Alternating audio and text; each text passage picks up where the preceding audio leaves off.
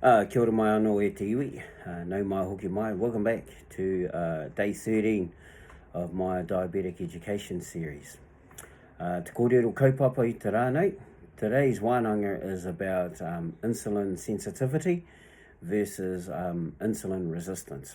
And I got to ask the pātai about this, and does this information help if you're a bodybuilder? Basically, I just want to explain the difference, because you hear a lot of people talking about insulin resistance, but you don't hear too many people talking about insulin sensitivity. And what's the difference between the two?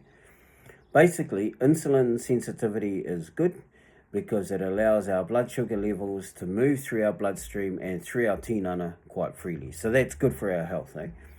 Insulin resistance, that's bad for our health, because our blood sugar levels are high and it makes it harder for those blood sugar levels to move through our body, and it can lead to some pretty complicated health issues if we don't get it in check pretty quickly. So that's it, Wano. That's it, simply explained. The difference between insulin sensitivity and insulin resistance is purely and simple. Sensitivity is good for our health. Insulin resistance causes complications for our health. And so our end goal really is to move away from being insulin resistant and move towards becoming insulin sensitive.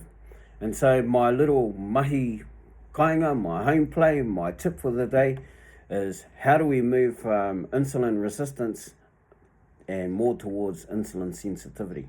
And it's pretty simple, When you're looking at your kai, when you're having dinner tonight, if you're looking at dinner, on your plate should be 3 categories of kai, Protein, fiber, and carbs. Now, protein is made up of things like chicken and eggs and your meats, and even some of your vegan stuff is made up, it fits into that category, Then you've got your fiber, which is like your vegetables, and I remember hearing if it's green and leafy, you can eat plenty, So that falls in the fiber, and then your carbs is things like potatoes, tomato.